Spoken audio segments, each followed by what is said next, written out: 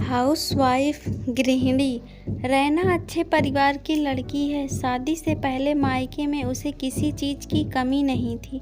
घर वाले उसकी सारी ख्वाहिशें पूरी करते थे। बेटी के सुखी जीवन की चाह रखने वाले माता पिता ने दहेज देकर सरकारी नौकरी करने वाले लड़के से शादी करवाई। शादी के बाद रैना अपनी ससुराल मुंबई आ गई। रैना के ससुराल में लगभग सभी नौकरी करने वाले लोग हैं और वह हाउसवाइफ है। उसकी ससुराल में काम वाली रखने का चलन नहीं है। घर के सभी काम बहू ही करेगी। रैना को अब समझ आ गया था कि उसके ससुराल के लोग पुराने ख्यालों वाले हैं। वह 5 बजे से रात 10 के 11 बजे तक वह काम में ही लगी रहती थी, लेकिन किसी को उसकी वैल्यू नहीं थी। ससुराल के लोग महिला और पुरुष में भेदभाव करते थे। उनकी नज़रों में हाउसवाइफ का मतलब कुछ नहीं है। कई बार वे लोग रैना को टोकते हैं कि घर के काम ही क्या होते हैं, ज़्यादा से ज़्यादा 2 घंटे का। घर की बहू टीवी नहीं देख सकती, उसका टीवी के रिमोट पर भी हक नहीं। कुल मिलाकर उस घर की महिलाओं की आज़ादी घर के पुरुषों पर निर्भर है। रैना के घर की महिलाएं सिर्फ साड़ी और सूट ही पहन सकती हैं, जबकि रैना के ससुराल वाले काफ़ी पढ़े लिखे लोग हैं। ऐसे ही एक दिन रैना ने अपने पति जय से घड़ी लेने की बात कही। उस वक्त तो बात को टालने के लिए जय ने कह दिया कि हाँ देखेंगे, लेकिन जब भी रैना घड़ी की याद दिलाती तो वह कोई ना कोई बहाना बनाकर टाल देता।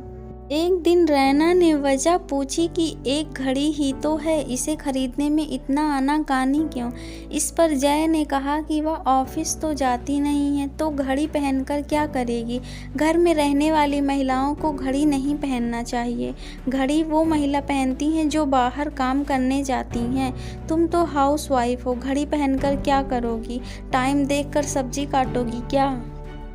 के बाद रैना ने दोबारा घड़ी के लिए पति से नहीं बोला, क्योंकि वह अब खुद अपने लिए घड़ी खरीदेगी। फिर जवाब देगी कि हाउसवाइफ क्या होती है। क्या आपको जय जैसे लोग की सोच पर तरस और गुस्सा नहीं आता? एक आंटी नेपाल से आकर दिल्ली में लोगों के घरों में काम करती हैं। उनका पति भी सोसाइटी में गार्ड की नौकरी करता है।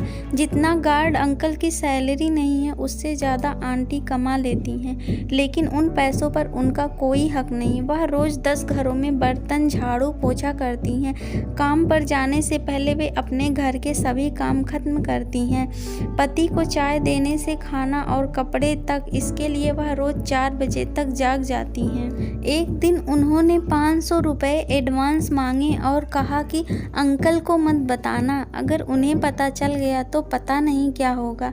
या पैसे मैं मेरी माँ के लिए भेज रही हूँ। अंकल जी नहीं चाहते कि मैं मेरी माँ को पैसे दूँ।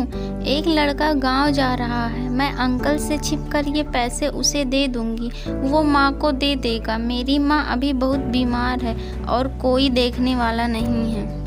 सोचिए, एक महिला का अपने ही कमाए हुए पैसों पर अधिकार नहीं है। वह अपनी माँ की देखभाल नहीं कर सकती क्योंकि पति इसकी इजाज़त नहीं देता।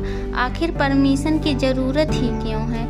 छिपकर पैसे देने की बात पता चल जाए तो मारपीट और लड़ाई। एक धनवान घर की बेटी शांता की शादी एक गरीब परिवार में कर दी गई। मायके वालों को जब असलियत का पता चला तो उन्होंने शांता को घर चलने के लिए भी कहा, लेकिन वह बोली कि जिससे उसकी शादी हुई है वह उसी के साथ रहेगी, उसे इतना काबिल बनाएगी कि किसी की कमी नहीं रहेगी। यह बात उस लड़की ने 40 साल पहले कही थी। वो दिन था और आज का दिन है कि घर की सारी जिम्मेदारियां उसके ऊपर हैं। पति की सरकारी नौकरी लग गई, बच्चे पढ़ लिख कर अच्छी नौकरी कर रहे हैं, बेटी की शादी हो गई, घर बन गया, कई एकड़ ज़मीन भी ले ली गई, लेकिन उसकी जिम्मेदारी है जो ख़त्म ही नहीं होती। वह आज भी घर से दूर नहीं जा सकती। बेटे बहू बेटियां दामाद सब घूमते फिरते हैं, लेकिन वह घर छोड़कर कहीं भी नहीं जा सकती। जब भी वह पति से कहीं जाने का जिक्र करती है तो उसकी जिम्मेदारियों का एहसास करा दिया जाता है। पति ने भले ही पैसे दिए लेकिन ज़मीन उसने खरीदी और अकेले पूरा घर बनवा दिया। लोग कहते हैं कि महिला के भेष में वह पुरुष है। ऐसा क्यों भाई? क्या एक महिला घर नहीं बनवा सकती? बेटियों के अच्छा करने पर तारीफ में बोला जाता है कि वाह बेटा बहुत अच्छे, वाह बेटी क्यों नहीं बोला जाता? शांता के बीमार पड़ने पर भी लोकल डॉक्टर से ही उसका इलाज करवा दिया जाता है, क्योंकि वह अगर 2-3 दिन के लिए भी दूसरे शहर चली गई तो घर कौन संभालेगा, घर के नाती पोते को कौन देखेगा, जो मुकदमे चल रहे हैं उन्हें कौन डील करेगा। वह सबके बारे में सोचकर रोती है, सबकी चिंता करती है, लेकिन कोई उसके बारे में कोई नहीं सोचता कि उसे भी कहीं जाना आने जाने की ज़रूरत है। छोड़कर सभी चले जाते हैं, लेकिन एक माँ ही है जो दरवाजे पर सबके लौटने का इंतज़ार करती है। ये तीनों कहानियाँ न जाने कितनी औरतों की ज़िंदगी से मैच करती होंगी। एक हाउसवाइफ सुबह से लेकर रात तक घर के कितने काम करती है। आपको क्या लगता है एक माँ और पत्नी की सैलरी कितनी होनी चाहिए? Thank you. Please like, share and subscribe.